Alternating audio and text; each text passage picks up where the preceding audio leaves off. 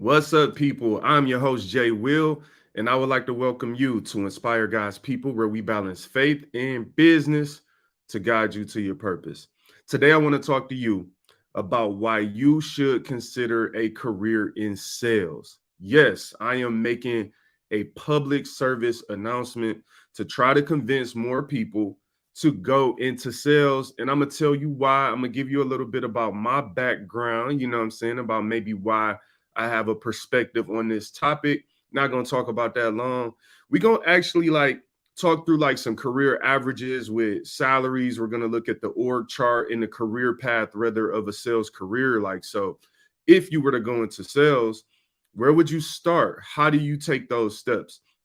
One of the things I believe is a huge problem today in the world is that everybody is trying to hit home runs. So what you have is a bunch of people who have made it to these crazy success levels in life, and they create podcasts and they do interviews, and they're the CEO of this, or how I turned $10,000 into 10 million. Love those stories.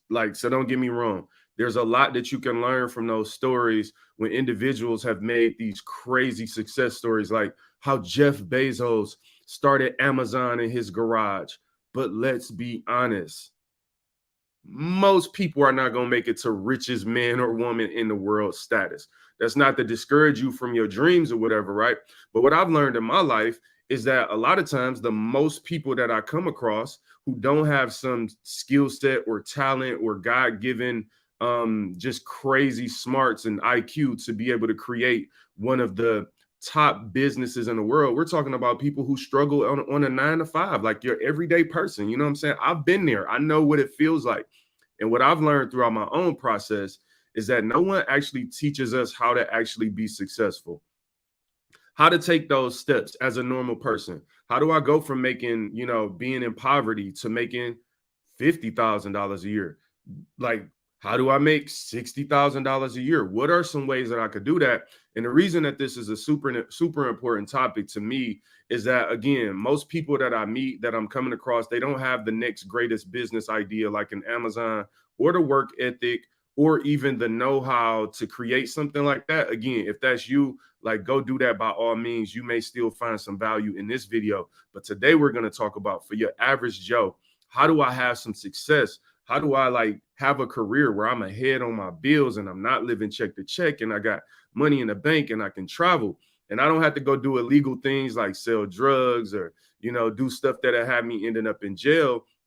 But I also don't have to live in poverty and stress and feel like, I'm not reaching my goals. How do we have steps to success? And the best part is this: you can still do all those other things. You can still chase your dreams. You can still build the next Amazon, or at least try to, and all those things.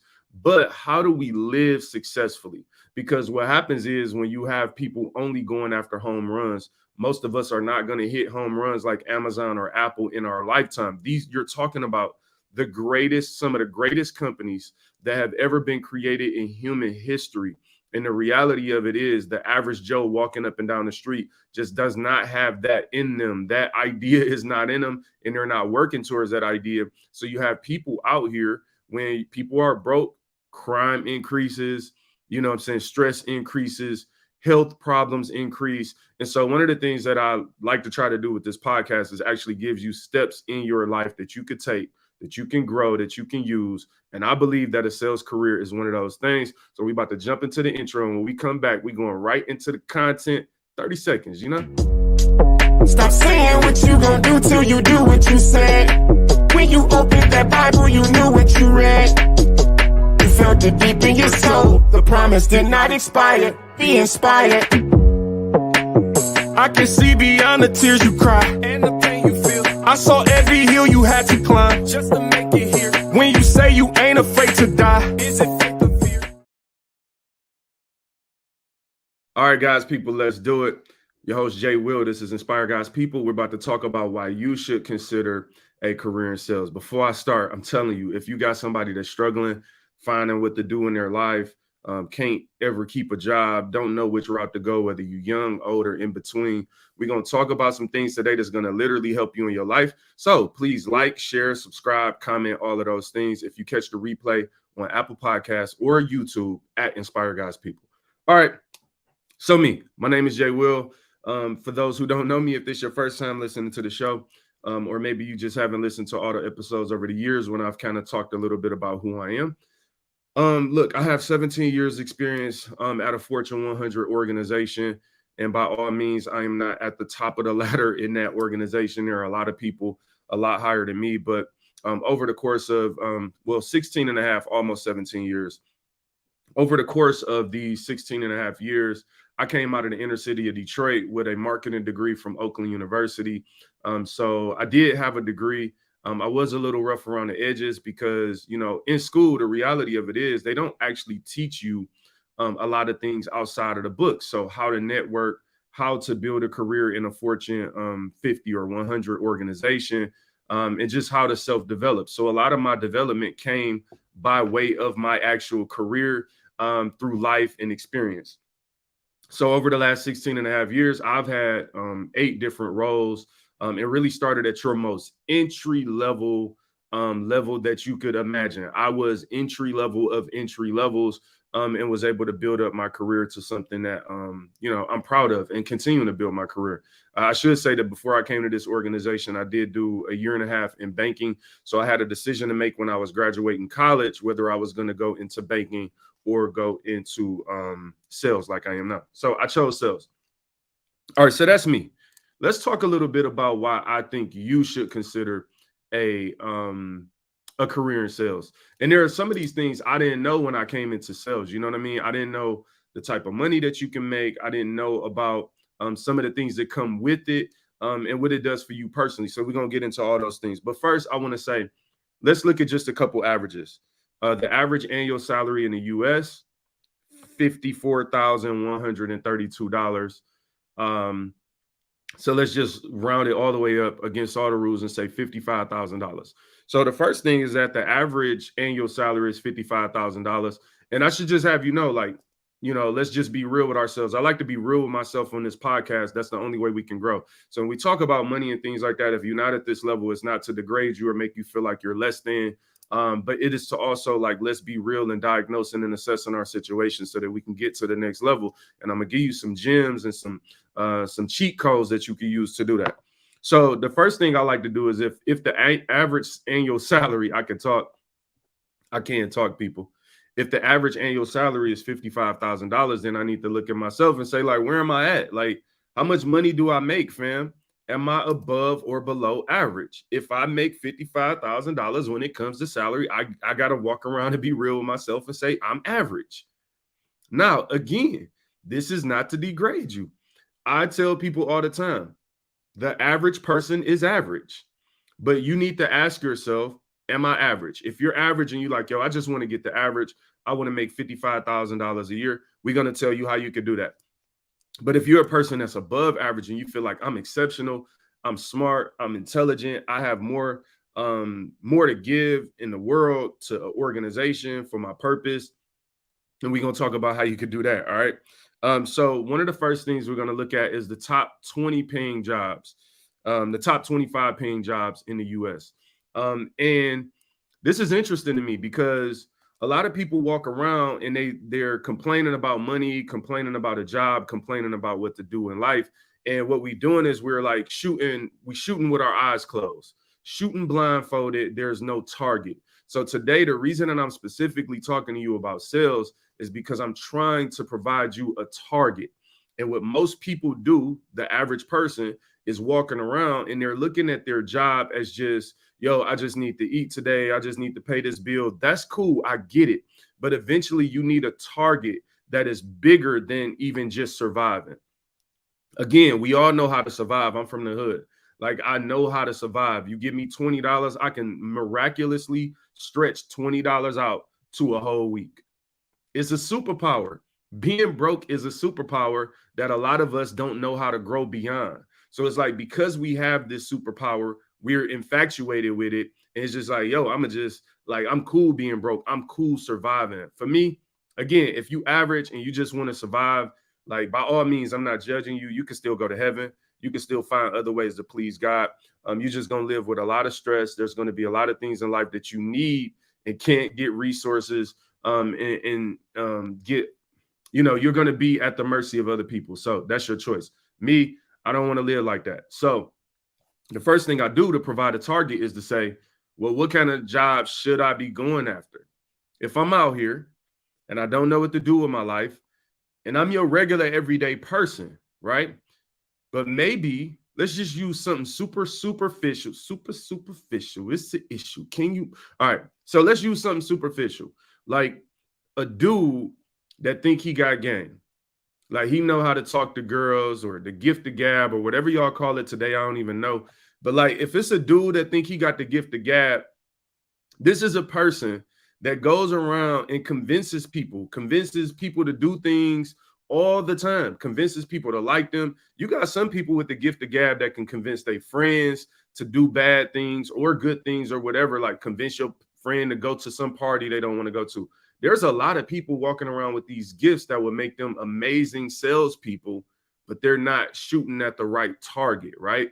They're misplaced in the world. All right, so first things first, we're going to look at the top 25 paying jobs, right? So like, I just want to give you an idea. Let me share my screen real quick. Let's see if this is going to work. You know, this screen sharing be, let's see. All right. Yeah, let's jump into it. All right, bam. We down here. Can y'all see my screen? Let me make sure y'all can see my screen. Okay, we good. All right, so if we looking at, let's just look at this. The top 25 paying jobs. All right, I should have scrolled this up. My bad. Don't get dizzy with the scrolling. So here's the first thing I want to point out. This is according to, what site is this? This is the U.S. World News and Report. So U.S. News and Report, U.S. News and World Report. I could talk. All right, so let's look at the best paying jobs. So the first thing I want you to realize is that when you look at the best paying jobs based on median average in the U.S., look at these first few jobs. Anesthesiologist. I can talk, people. I promise I can talk. Anesthesiologist, $208,000. And then you got this oral surgeon, gynecologist, surgeon, orthodontist. Like, if you want to make $200,000, here's the cheat code right there, right? Anesthesiologist, psychiatrist, pediatrician, pilot, dentist. I want you to see, one of the things about like this list so far is a lot of these are in the medical field, right? So like, man, all right, we already know that doctor, lawyer, whatever it may be, like dentist, pilot is another specialty, IT manager. You know, you could say that's more of a specialty. I think right up in here around 14, financial manager. The problem there is that most people, the average person is afraid of numbers. The average person is not good at math and gets anxiety when dealing with math. So let's go past that. Marketing manager, you're talking about a median salary of 135. Remember, the U.S. average is 54, right? So we're talking 2.5 times the average. A marketing manager is also, it's kind of a specialty if you really think about the fact that, you know, to tell a story, to build a brand, it takes a unique type person. If you've worked with marketing people in any sales organization or any organization, I should say, the marketing people and the sales people are very different. They typically dress different. Marketing people are more quirky. Again, to tell a story, it's more of a creative side. But that's a very unique skill set, in my opinion, still. A lawyer, we obviously know, a petroleum engineer, prosthodontist. Okay. And then here at number 19, with all you need is a bachelor's degree. I want you to look at some of these others. Doctorate, yeah, bachelor's, but in engineering, you need doctorate degrees in a lot of these other fields in this top 25. But look at what is hidden at number 19 with a median salary of $127,490. Okay. Sales manager is a median salary of $127,000 when we said that the U.S. average was $54,000. So if you look at that again, 2.5 times the average. So one of the first things you could do when we're talking about finding a target, if you want to be able to make some decent money, right? We're not talking about being a millionaire. We're not talking about all the fantasies. I want you to go after all your dreams and your fantasies. But sometimes we have to look at reality and some of the realistic opportunities afforded to us to allow us to step towards those goals, because a lot of times you're not just going to be able to get there from the complete bottom, which is where the term "it takes money to make money" comes from. It doesn't mean you have to be rich to make money, but it takes some level of money, some generation of revenue to be able to make and create and develop more revenue. So what we're talking about is an opportunity for you to have a stream of revenue that can help build towards other things while you also sharpen your own gifts, talents, and all of that. But again, sales manager is the number 19 highest paying job in the US at 127,000 when the US average is 54,000. So just right there, I've given you one reason why you should go into this sales. Here's the other thing. Everyone is a salesperson. Like, I don't care who you are, you a salesperson. If you in a relationship, you want that Christmas gift, or I'll give you this: you're married, and the wife wants her husband to upgrade her ring on their 10th anniversary. Well, wife, you are a salesperson. You now need to sell him on why he should upgrade that ring. Husband, your wife is tired today, but you really want her to make some of those good chicken wings that she fry up, you know what I'm saying, and put the lemon pepper seasoning on them. Like, you really want her to do that with some rice. Like, you really want her to do that. And now you have to be a salesperson. You have to convince her to do that. We sell to each other every single day of our lives. I'm not the first person to say this. Kids sell to parents all the time. Mommy, I want a PlayStation 5 for Christmas. Please get me the PlayStation 5. Well, I'm going to tell you right now, you know, with the way you've been acting, if you get a B in this class, then I'll get you a PlayStation. But if you come home with a C, you ain't getting no state or no plations. All right, cool. Like, at the end of the day, this is a sales interaction. So a lot of people are afraid of sales because they think sales is about weaseling people to do stuff or to buy stuff that they don't need, when that's not what sales is. Sales is actually about negotiating with someone a transaction based on something that they actually do need.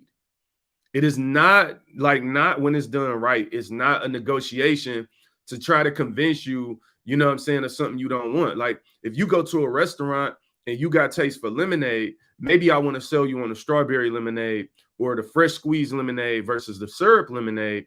Or maybe I even potentially want to convince you that the tea mixed with lemonade is better. But at the end of the day, I am not in there trying to convince you that you should buy a beer when you said you want lemonade.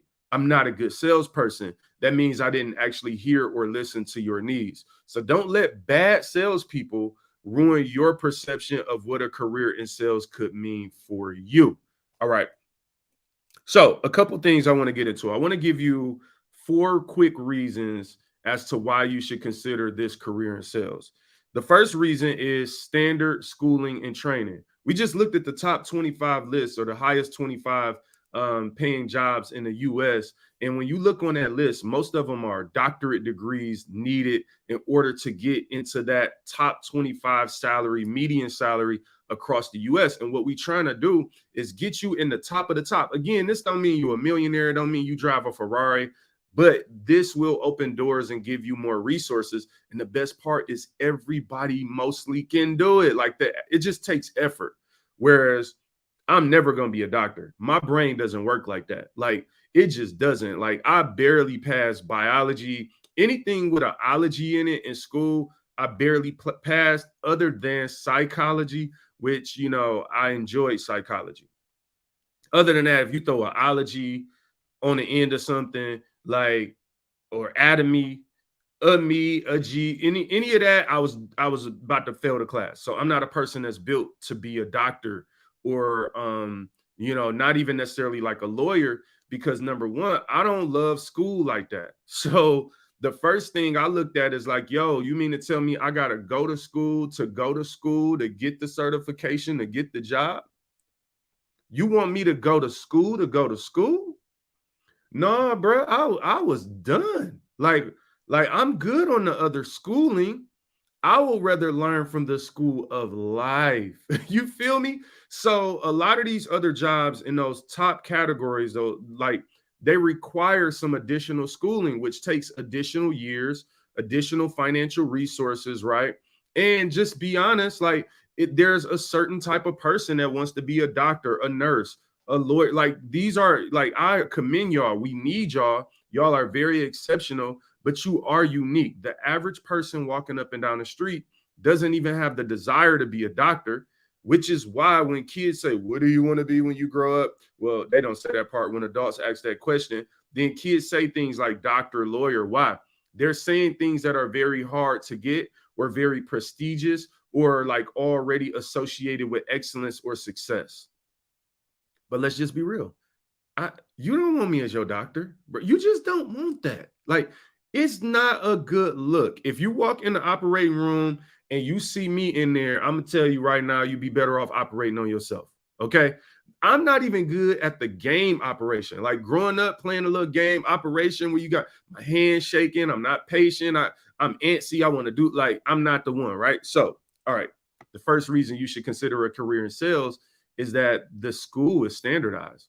You go get you a bachelor's degree, or even in some cases, you can go and get some type of certification or training, right? From some companies, depending on what field or industry you get into, they will train you to go do that job, like heating and cooling, for instance.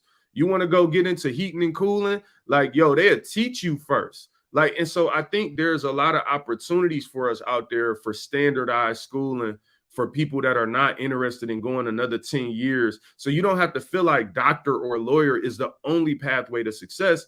Because let's be real, what is often presented to us is doctor, lawyer, or rapper, athlete. So we have these extremes. Either I'm going to be exceptional academically and want to go to school for 20 years in order to get to my money, or I'm going to have to go out here and hustle and grind creatively and be amongst the, 1 in a million people that make it to the NBA, or 1 in a million people that make it as the top artist in the world, or one of the top artists in the world. The odds and the probability are stacked against you. I'm not saying you shouldn't go after your dreams. Don't mistaken what I'm saying, but I'm trying to give you some realistic, tangible ways to have success, because being worth $50 million or having $100 million contract is not the only way to be successful. And it's a very extreme form of success, if we being honest, because at the end of the day, have you ever met somebody that make $500,000 a year? It looks and feels like $1 million. Like when you meet them kind of people, it's like, well, this look rich to me from where I'm from. So what I'm saying to you is that, but the problem is no one ever unlocks those doors for us and tell us, how do you make $250,000, $500,000 a year, 700? Like, we don't even have to deal with millionaire. What we do is just look at multimillionaires and say, I want to be that, as if that's the only way to be successful, as if they did it overnight, and as if it is actually probable for most people to become that. It's just not. I'm going to give you the most practical thing. If you look at how many gospel artists exist on planet Earth, right? And we talking gospel, which is a small genre, because I'm a Christian and I don't want to use the secular example right now. If we look at gospel, the gospel music industry, there are probably thousands of gospel artists. Just search us all. I've done gospel music.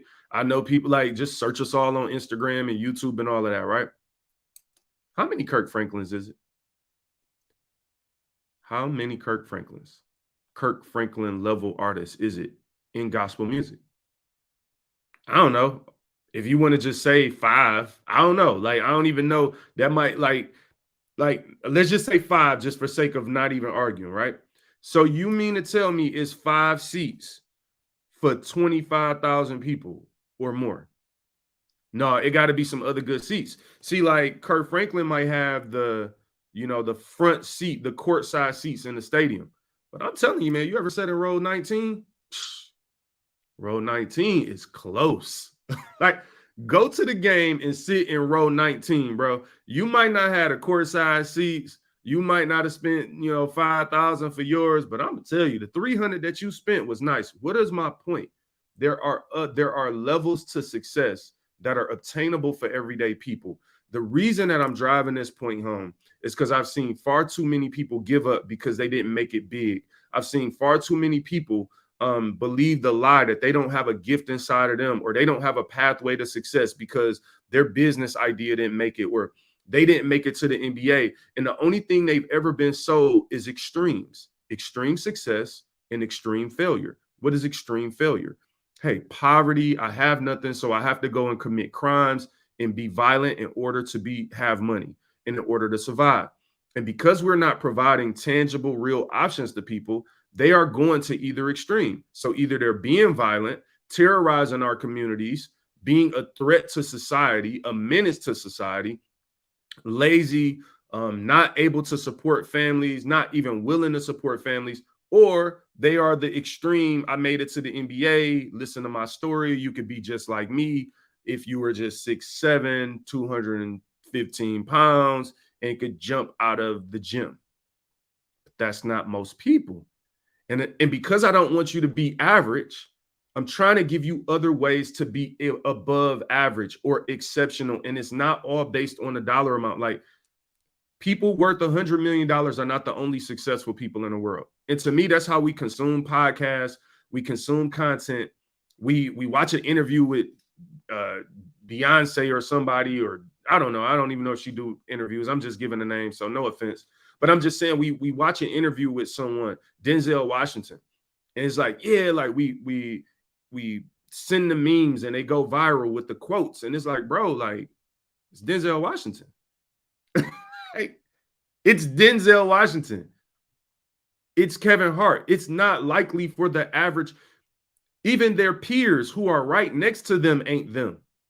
That's how hard it is to be them. Like, even like, come on, bro. I'm not saying you shouldn't strive, but if the only example you have is extremes, then you're going to give up. All right. So first step to the reason you should be a salesperson, or at least consider sales, is that there's standardized schooling and training. My second reason is the advancement opportunities, which we're about to look at in a second. I'm going to pull up an actual career path and talk through it with you. The advancement opportunities in sales is crazy. And I think we don't talk about it enough. Like, I'll give you an example. First of all, think of any product that you like in the world.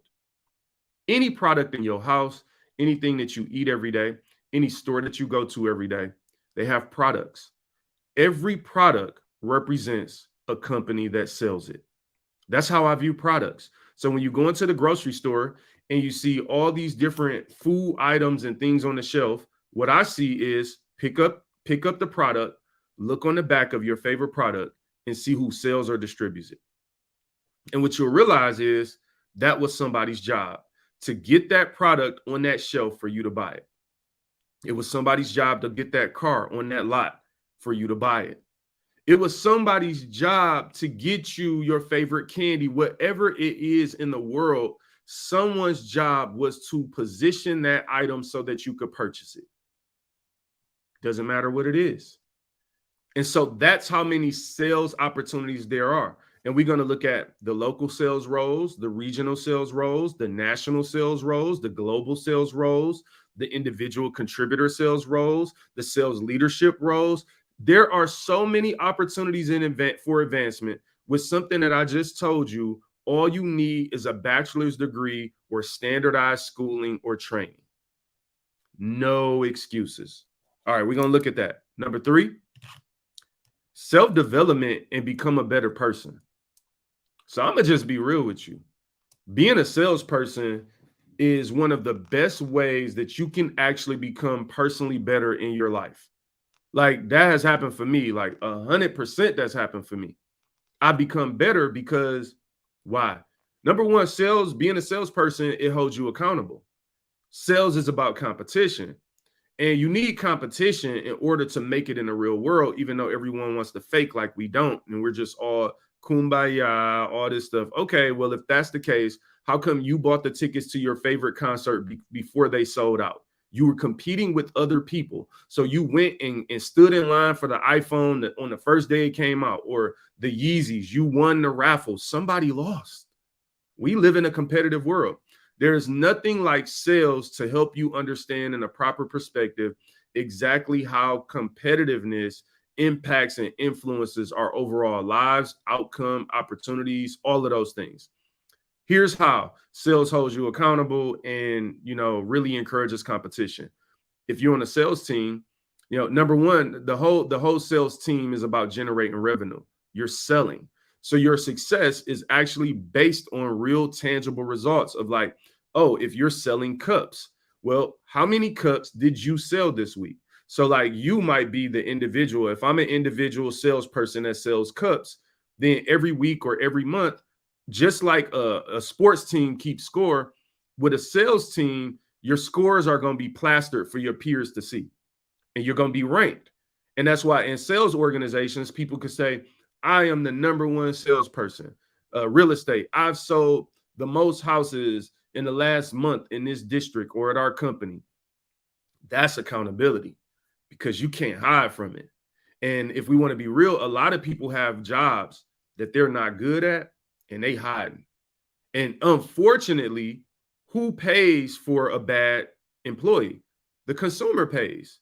Because when there's a bad employee that is consumer facing and they're not held accountable, they can have an attitude and nobody holds them accountable. It's like if you go to a restaurant and get bad service, right?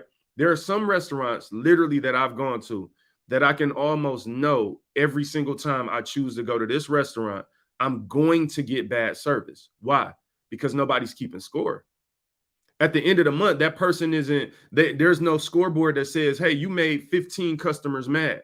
Hey, Susie, how come every time, you were the waitress, someone like cut 15 customers this month, sent their steak back? But we making the same steak that Johnny is taking over to his customers. Why is it that your customers are sending the steak back? If there was a scoreboard like sales organizations, then you would be able to hold people accountable because they would be able to see their results. And what ends up happening is when you go to work and you start becoming comfortable and it becomes second nature to hold yourself accountable, then you start actually operating like that in your real life. Hence, making you a better person. Because now in real life, you're starting to look at tangible results. You're looking at your credit score now differently. You're like, wait a minute, my credit score is 550. Like, whoa, like, wait a minute. Why am I ranked so low? I'm below the national average, or, the national average salary is 54. Why do I make 43? Again, am I average? Am I below average? That may be the case. There's no offense. This isn't about being offensive. This is about being real. So at the end of the day, if you think you're above average, then you can hold yourself accountable and say, well, what am I doing? What have I done to misposition myself? Maybe I need a different target. So that's why we're looking at sales, self-development. Number 4, it's the perks, y'all. Like, I don't think most people really understand all of the perks that could come with a sales job, especially as you get promoted and take on greater responsibilities. Remember, with a sales organization and a sales job, you are the revenue generating portion of a business, which means this: you provide money and profit to the bottom line of the organization. This is by far one of the most valuable jobs you can have in the organization. Let me sip what I'm drinking on. Pina colada juice. That's good. So you have a valuable role in the organization. And that also means that the organization with your job, in a lot of cases, as you move up, again, you can't go in entry level making demands and thinking you're going to be, getting everything you need. But as you go up in the organization, the organization's job is to provide you the tools and resources to do your job. All right. So if you have a sales job, let's say as an example, and you travel across the country, well, maybe you travel and some of your customers or wherever you're going are within 3 hours and you need a car. that organization a lot of times is going to either be providing some type of gas or some type of incentive, reimbursement for your miles, or a lot of times may even get you a car. So now you have a company car. Maybe there's a small a percentage or something that comes out of your check or whatever it may be, but it's nowhere near what you would be paying if you were going to get a car. You don't have to go and get a lease or get approved for something. Like, you have a car with your job. What does this mean? That means gas is covered. Maybe your job travels and you have to fly across the country. Wow. Your job is now paying for you to fly different places. You go and get new experiences. If you go to new cities, eat at new restaurants, right? You're meeting people, you're networking. This is all, you're growing as a person, but you have perks. Maybe your job pays your phone or internet. Wow, like, wait a minute, you're paying my phone bill. We all have and need a phone now. Maybe your job upgrades your phone annually or biannually, whatever it may be. Everywhere is different depending on the organization you work at. These are just examples, but these are reasons why I think people who are not understanding the true value of growing your skill set in sales, they don't see all these things because for some reason, nobody talks about it or actually teaches you how to do it. We only teach people how to be trillionaires or nothing. And no one's actually teaching us, like, yo, there's a lot of steps you can get to be successful. Like, I'll be honest, like, I've had a company car. All of my jobs, it's just because of the jobs I've had, the roles I've had. It doesn't necessarily mean I'll always have a company car, but my last five roles that I've had in the last 10 years, 5 or 6 roles, I've had a car. I've had a company car really since 2011, just with the jobs I've had.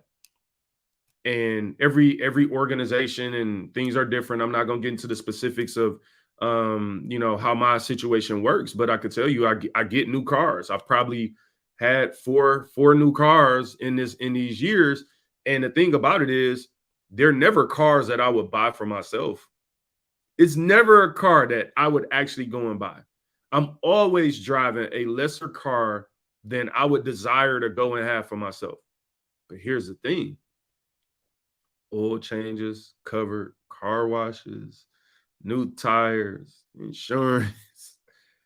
Every whatever, you get a new car, you go to the dealership, turn that one in, get a brand new one off the lot. I mean, again, I can't do a podcast about my car and brag about it and like show it to you on Instagram and make you want the car. But it's like, yo, if you kind of knew how it worked, like, this is a part of my job, which also now means these perks become a part of how you can look at your secondary salary. So if someone's paying you a salary and on paper, you like, okay, this, and this, but with sales jobs, you can also say, but I got a car. How do you value a car? Like, how many thousand do you add to your salary because you get a car? Is it 10,000? Do you just say, oh, a car is worth 10,000 to me? So, okay, I make X amount, then you plus 10. How much? I mean, an iPad and an iPhone, okay, what is that worth to me, right? And so my point is that what I love about sales jobs, and again, I want to stress to you, they're not all the same. Every organization is different, but it's really important for you to be able to understand the dynamics. And we're going to look at a LinkedIn description. I really want to show you how to unpack this. So if you listen on audio, you might want to check it out on YouTube or Facebook on the playback. But at the end of the day, I really want to unpack it so that you could see how we should be looking when we're going after a job, because so many of us are just surviving. And I'm trying to get you past survival mode, because at survival mode, you're not thinking straight. Let's just be real. When I'm surviving, you're just trying to stay alive. You're just trying to pay the next bill. But we need to graduate from survival mode so that we can strategize for our future. So this is strategy mode right here. You've graduated past survival. You're saying, I'm tired of being check to check. I'm tired of not having a plan. I'm tired of not knowing what to do with my life. This is just one option. It may not be for you, but you should consider it. So the perks. All right, so we looked at the highest paying jobs. Now I want to look at the sales career path, right? I want to show you. I put this little slide together to try to talk through it with you. This is an example. Literally, this is just, I put this together in the way that I view sales opportunities in a career path, but this is an example. I want you to know that this looks different at every organization. This is literally made up based on how I view it. So I don't want you to take this as all black and white, but generally speaking, this is a career path of a salesperson that I want to show you. So again, maybe you grew up. Let me say this before we jump into that. Maybe you grew up and you want to make it to the NBA, and you go to high school, you play. Maybe you get a D1 scholarship. You get a D1 scholarship. You need an agent. You need to make it to the league. Once that fails, if that fails, and it's only 400 people in the NBA, so about, I don't know if 100 new people come in every year, but it's thousands or hundreds of thousands of kids that want to make it. After that, your options are very much a wrap. You want to be a major movie star in Hollywood, look, go out there. You might have some success. You know how hard it's going to be to become Halle Berry, Denzel Washington, Tom Cruise. That's hard to do, bro. And especially in today's environment that's super, super, super competitive, because everyone wants to do the same thing. And the in-between jobs and all the other levels to success are frowned upon, because somehow if you're not Tom Cruise and you just become somebody who makes $700,000 a year, you're a failure. When also the U.S. national average salary is $54,000. That's why I pointed that out. 54 or 132. That's the average salary. But most of us think if you're not driving a Ferrari, you're not successful. Or a person that's not on social media showing off a Rolex or all these things, those are the things we chase, when really it's someone driving some unknown car with some basic clothes on. That's the person we really should be trying to emulate. So let's go back to this. All right, when I look at this chart, so here's how I view a sales career path. I view sales as level 1, 2, and 3. Once you go past level 3, you're in a different world, okay? You are really at just the highest of the high levels of exceptional, and you've worked really hard to get there. But let's look at levels 1, 2, and 3, right? So, and again, these are unofficial levels based on how I view things. I really view sales careers as like when you're at this first level in the orange, you are really level 1, entry level. The types of jobs that you're typically looking at in that level is sales representative, which is just, again, this could be different at every organization. Maybe you came into an organization and you were a phone sales representative. Maybe you were like working for a company and you're calling people on the phone, or you're just selling to a small customer base. So meaning like the customers you're selling to are not high revenue or super high level, high exposure, prestige type of accounts, right? So you're just a sales representative, no problem. You probably make, the average or somewhere under the average. Maybe you make $40,000, $45,000 a year. So you're not even at the national average yet. What I love about sales is then it's this opportunity for like a territory sales manager. Now, this is where you go from like maybe managing a small group of customers in a small proximity. Maybe you have one city or something. Then you become this territory sales manager. And maybe at some organizations, you might cover, the west side of the state, right? And now you have the same types of accounts. They're smaller local accounts, but they're in a much larger proximity. So now you have to drive around. And, this is where in sales, people make the mistake of being afraid of responsibility. Okay. Let me say this. One of the worst things you could do. How can I say this? One of the worst things you could do in a sales career is be afraid of more responsibility. And a lot of people are just afraid of what they've never had. You know how many people I talk to and they'll be like, I don't want to be a manager. I'm like, you don't want to be a manager? Why? I don't want to deal with all that. I don't want to be a manager. It's like, wow, okay. So you've convinced yourself that you don't want more responsibility, which could also mean more money, which could also mean more resources, more perks. Like it's going to come with something else beneficial, but you are so afraid of responsibility that you're limiting yourself. I just want to be the person that tells you the harsh truth. You're going to always be average then. If that's your reason, you're gonna always be average.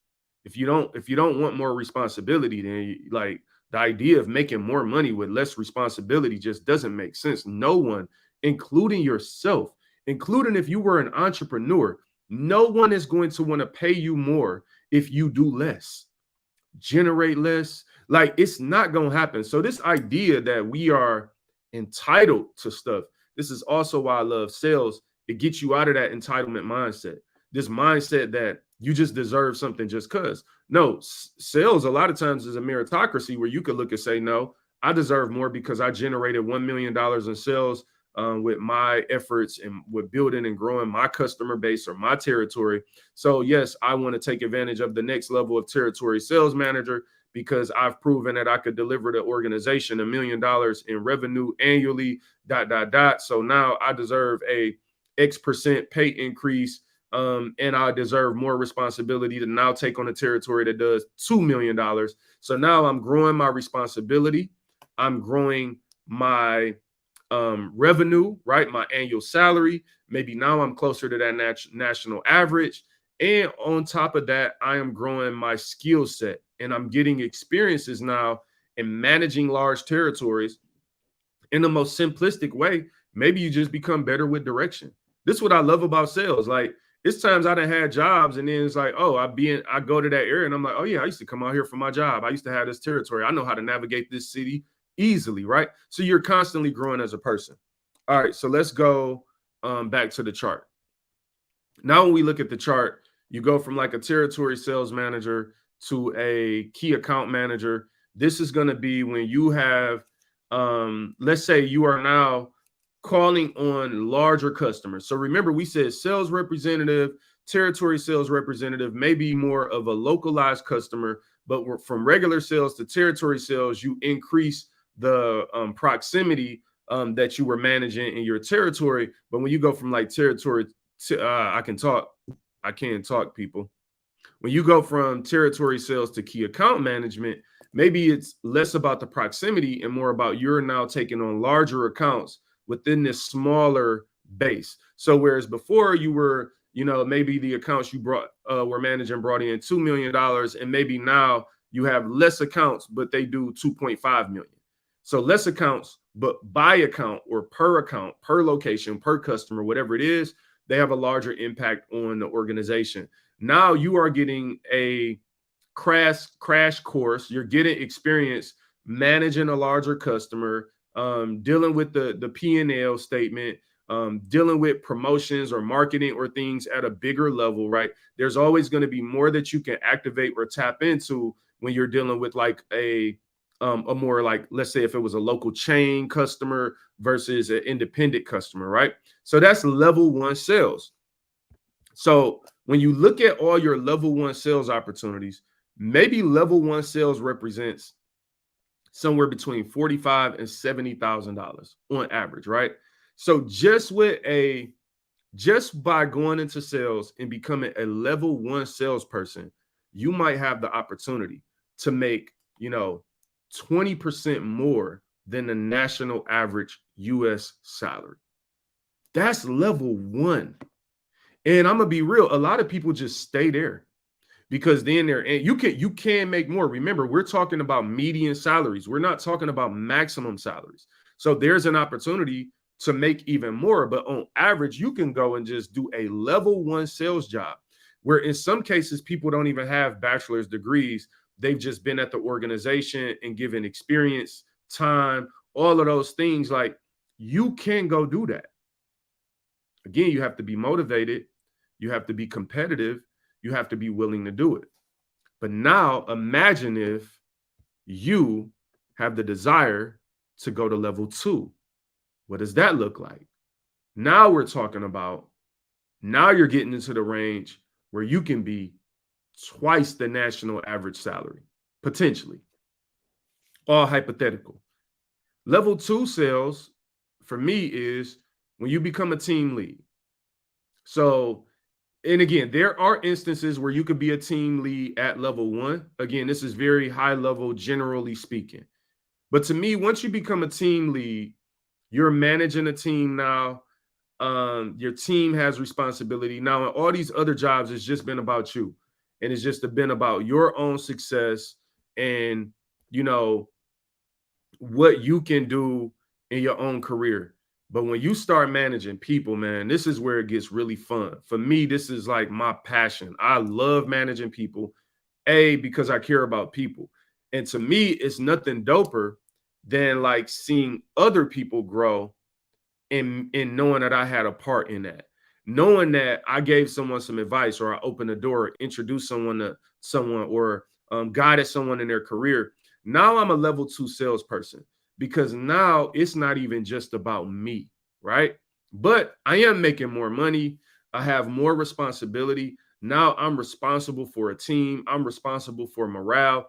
I'm now responsible for some level of strategy lead, not necessarily strategy development, but now I'm taking the overarching strategy from the organization or our goals. And then now it's up to me to rally my team and get them ready to go and achieve these goals.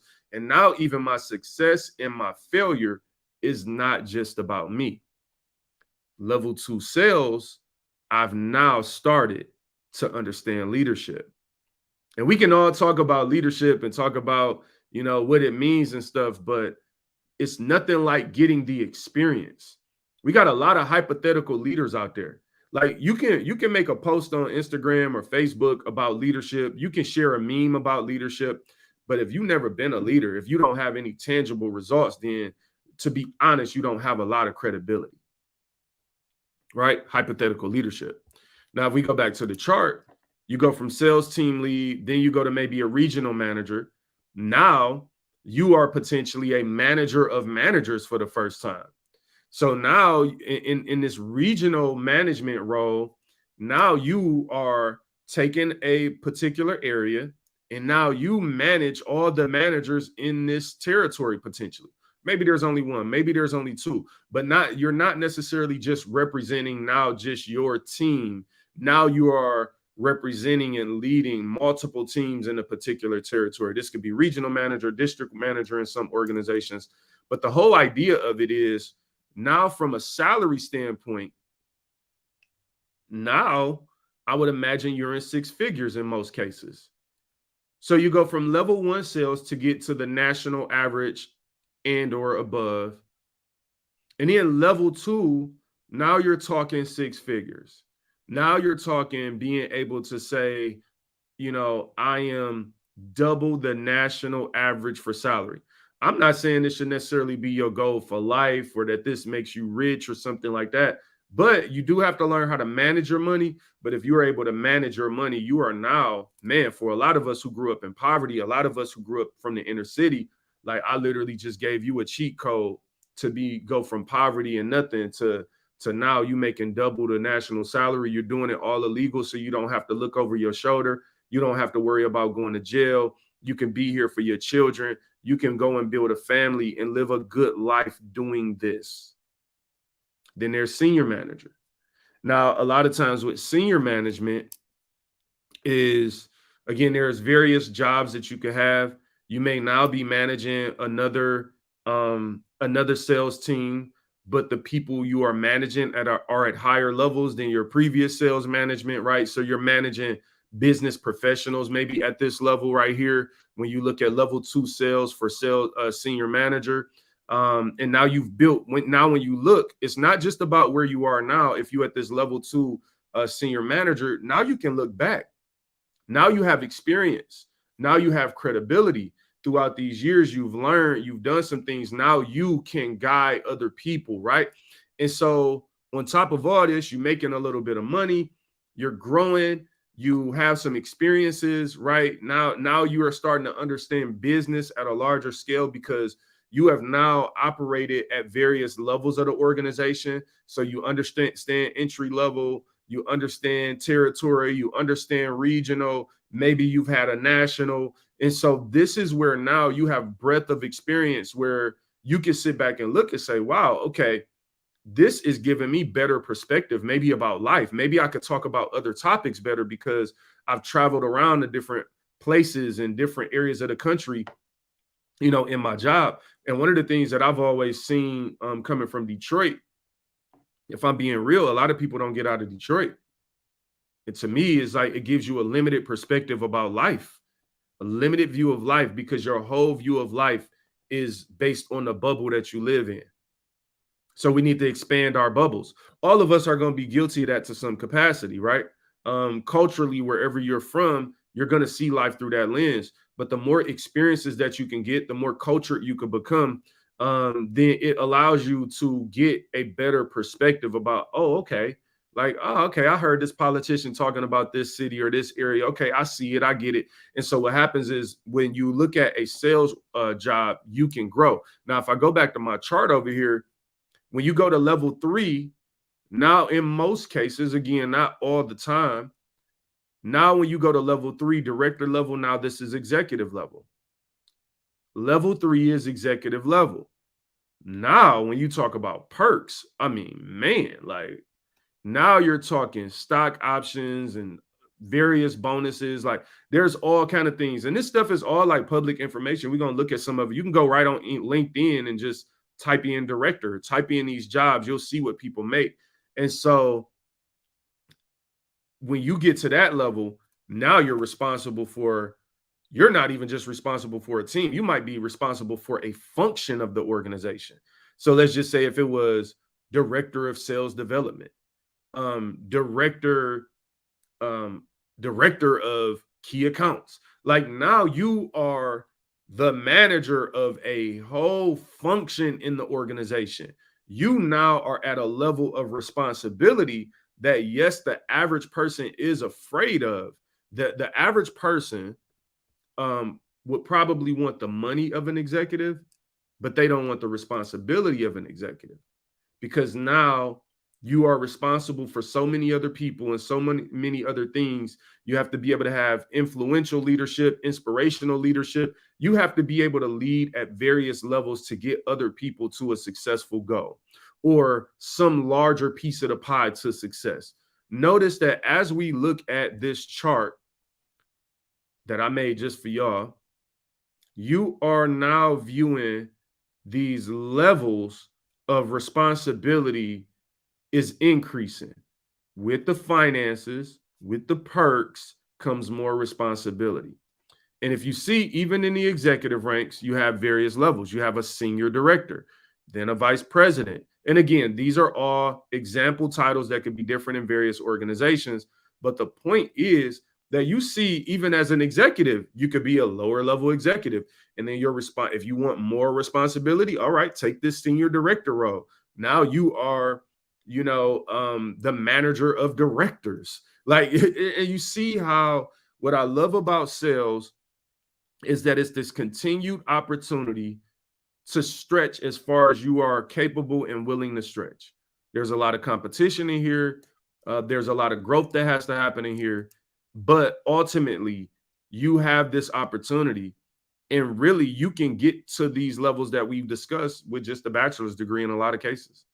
Like, you don't need a doctorate. Now, some people go and get their master's, and that does help, I'm sure in some cases, but there's other things you could do, especially if you're a top performer. Then you see vice president, C-suite is in the purple. That's another level. Once you get chief in your name, and senior vice is sometimes like close to the C-suite. So there's definitely various levels of success that you can have in sales. Now, before we jump into LinkedIn in this example, I hope that y'all enjoyed this. I hope, you could share this with somebody who is willing to put in the effort. And the reason that I like to do videos like this that are more in-depth and I guess longer on a particular topic is like, yo, this is for the people who really want to grow. One thing I'll tell you is that if you want to grow by way of a handout and you don't want to put no work in, no effort, it's never going to happen. You're going to always be average if you're not willing to put in effort. And that's what I come across most times. Like most times it's like, we'll sit and watch a podcast that's gossiping about two people sleeping together for 2 hours. But, for the average person, they don't want to sit and listen to someone actually tell them how they can actually impact their life. And this is actual tangible things that you could do. So hopefully you could share this with someone who needs to find a new career or find a way to make money in life, and they're feeling a little lost and don't know what to do. I've literally just mapped out to you, but I want to show you one last example before we get out of here. And that is, let's see what I want to do. I want to share my screen. Let's go to LinkedIn. Okay.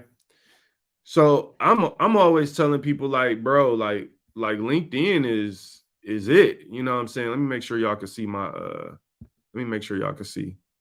Okay, yeah, y'all can see. LinkedIn is it, right? So I think I just typed in a sales manager in LinkedIn and these jobs came up, and I'm just going to look at one of these jobs. I always advise people to go check out LinkedIn because LinkedIn is essentially professional social media, right? So you can have you go make your profile, you got your picture, you got your resume, some of your experiences, maybe you can even make posts. I always encourage people to be on LinkedIn. Recruiters are on there. So if you're looking for a job, it's just the best source of information to me personally. I know there are other sources of information that people are more used to, but if you are not on LinkedIn, to me, you are missing out.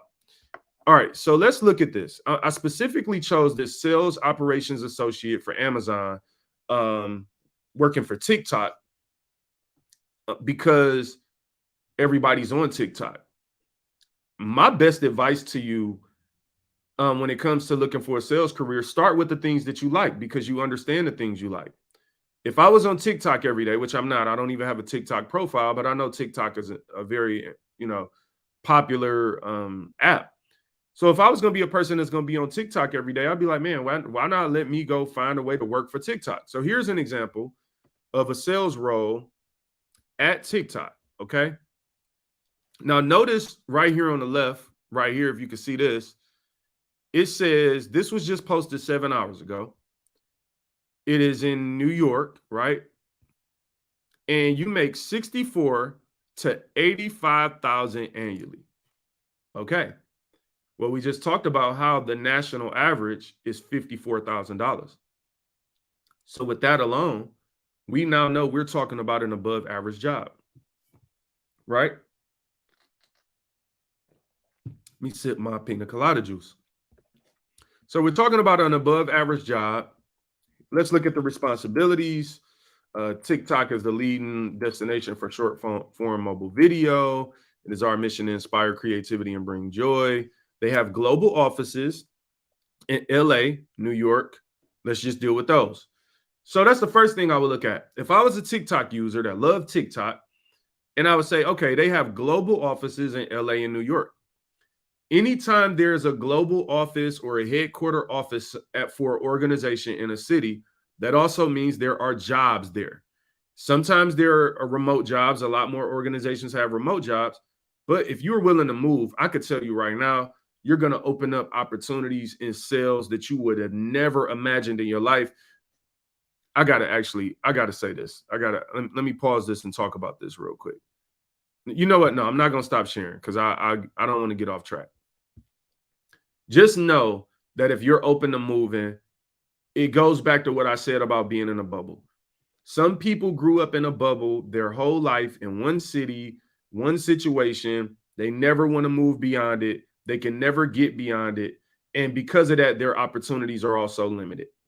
Okay. I'm not judging you if that's the case. I also haven't moved, but I've strategically been able to grow my career otherwise. But you can't be so stuck on that if you don't have opportunities. There are opportunities. Maybe they're just outside of your bubble. So if you've only been looking for jobs in your city, maybe you need to look at another city. Maybe you need to look at another state. There are opportunities out there awaiting you to take advantage of them. So you look for the global offices or the headquarter or the regional office, and there are always jobs attached to that. And so for TikTok, LA and New York, you automatically know there's going to be some more jobs in the US around that. All right, so let's look at, they're saying why join them. I'm going to skip over all that. I will say this right here, this paragraph. We are looking for entrepreneurial spirits to join our monetization strategy and operations team. You will have a ground floor opportunity to shape monetization efforts for TikTok. In this role, you will partner with cross-functional leaders to assess performance and plan for the future. There you go. TikTok is trying to figure out how to monetize. They need a team to do it. You're on TikTok every day. You know everything about TikTok. You know what people like, what people hate. You know how to create the little stories or reel, whatever they call it on there. You know how to do it, right? Let's see the monetization and strategy organization operations. The monetization strategy and operations organizations provides critical insights using analytics and financial modeling, endures cross-functional alignment of goals and execution, and helps teams drive strategic initiatives forward. We stay focused on aligning the highest level company priorities with effective day-to-day operations and help evolve early stage ideas into future growth activities. Now let's get into you in this role. What does it take to be in this role? Let's see. Build reports and dashboards that highlight business KPIs and drive sales intelligence. Partnering with leadership teams and maintaining an accurate sales pipeline. Craft internal incentive structures. Ensure attainment and bonus calculation. Managing and tracking sales team quotas.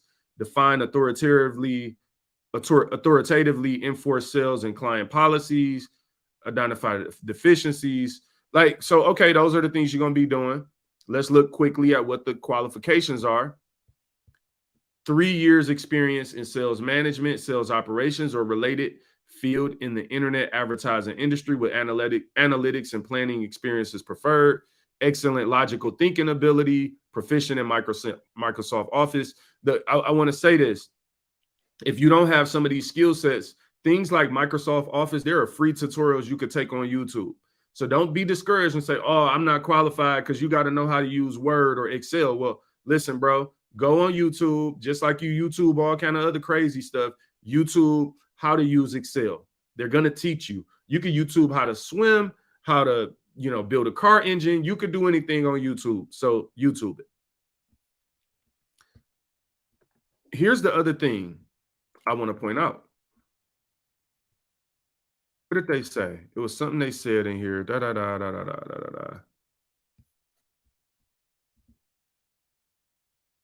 Let's see. Oh, job information. Base salary range for this position, we already talked about, 65,000 to 85,000. Compensation may vary based on your skills, competencies, and experience and location.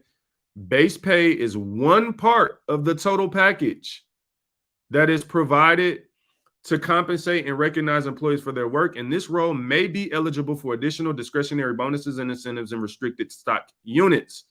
Remember, I told you, sales jobs come with other perks, other added incentives beyond the base salary as you go up. This is a job that requires 3 years experience, so this is not maybe either a top level 1 or a level 2 type sales job, so it kind of gives you that. Let's see. We cover 100. Oh, this is good. We cover 100% premium coverage for employee medical insurance, approximately 75% premium coverage for dependents, and offer a health savings account with a company match. Man, I mean, 10 paid holidays plus 17 days of PTO, 10 sick days. I mean, oh, look at this. We provide generous benefits like mental and emotional health benefits through our EAP and Lyra, a 401k company match, gym and cell phone service reimbursements. The company reserve the right. Okay. All I'm really telling you is I ain't telling you to go work for TikTok. I'm just telling you that there are sales jobs out here waiting for you to come and get them. Let me see if something else is out there that we want to look at.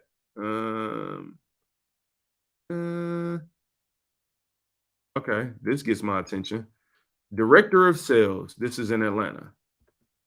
Remember, we talked about these various levels of a sales job. Director of sales. Let's see what they talking about. I really clicked this because they paying 120 to 150, which, now you're making a couple dollars, right? Now you're getting close to 2.5 to 3 times the national average. I'm not going to read in between this. I really just clicked it for the money.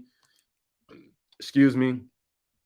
If you look at the qualifications, remember, bachelor's degree. in business administration, sales, design, architecture, or related field. So in this job, you just need a bachelor's degree. You need 8 years of progressive sales leaderships, 8 years of managerial experience and managerial and sales management experience, right? And then just some other really, this is experience based. You're not really you're not talking about much other than experience. But look, annual salary plus bonus structure plus full benefits. I mean, at the end of the day, people, what I hope that you're able to take away from this is that there are opportunities out there. And maybe we've been overlooking these opportunities because we just want to be, gazillionaires. And we don't understand that there are some levels to success. You could be doing all this and still trying to go make it, be an entrepreneur, and still try to go build your business or something else that you're doing. Like, so this doesn't mean you can't do that. Maybe there's less time because you have to prioritize more responsibility, but you're also getting a crash course in learning. What better way to learn how to be an entrepreneur than working at an organization, learning the ins and outs of the organization, how to build a team, how to lead a team, as well as be paid to do it. So hopefully this helps you, and maybe even convinces you to consider a career in sales. And please share this with someone. Hopefully you get some value. Someone else gets some value out of this. This is one of those things, man, where I really just have the desire to sit and learn and read and break things down. And I know that, in society today, it's so much about gossip and things like that. It's just not my style. I don't want to gossip just to get, people's attention or get a lot of people to watch me or something like that. I would much rather like share what I really am about. And then, whoever gravitates to that, I could live with it. But also whoever I'm able to help by just sharing some of the things that I've learned along the way. And the best thing for me that I'm proud of is since I've been doing this podcast, I've grown through these levels that we talk about, through some of these levels. And I'm continuing to learn and grow. Like I said, I'm learning. I'm trying to grow. I'm trying to get better because I have this desire in me that I can't explain, that I just know that I have more to offer. I know that I have more to give. I have more to learn, and I don't want to stop.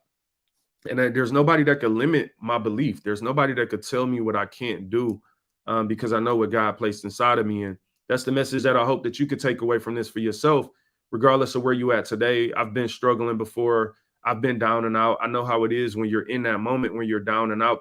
You all, and sometimes you don't even want to hear encouragement, if we being real. And so to that person that doesn't want to hear encouragement, like, what I'm saying? I feel you. You don't want to be inspired. Like, maybe just put this on pause and come back to it tomorrow. But like, bookmark it though. Like, don't forget about it. Like, come back to it and give it an opportunity. Give me an opportunity to get your ear. And sometimes we could be so prideful in our doubt that we don't leave room for faith. And I think we have to learn how to leave room for faith and growth. And there are some people that just think, again, they know everything. When you get to that point where you think you know everything and nobody could tell you nothing, I'm sorry, you're probably at a state of failure. And I don't want to fail. We've all been there. You can turn it around. But if you're walking around right now thinking you know everything and nobody could tell you nothing, like, so nobody could tell you nothing. Nobody could give you advice. Nobody can convince you of something because you turned them off, like you tuned them out before they ever even stop speaking. We got to get to the point where we could be humble enough to listen and learn. And that's why I'm always trying to learn. I'm always reading and trying to figure out, like, what's happening in the world and where should I go in my career and things like that. But that's how I believe you grow. I believe that no matter who you are, you have the ability to sell in you. But you just have to be willing to sharpen the tool. You got to be willing to do the work, and you can't be entitled. We never know when the next opportunity is coming, but you got to be ready. Don't be entitled, right? Be ready. And some of us are so busy being entitled, thinking we deserve something we haven't worked for, that when the opportunity actually comes, that's when we say stuff like, I don't want to be a manager. It's like, you're the most entitled person and you don't want to be a manager. You don't want the added responsibility as well as benefits that come along with it. You're going to always be average if that's your thinking. Look, this has been Inspire God's People, where we balance faith and business to guide you to your purpose. And I want you to have an amazing, amazing, amazing day.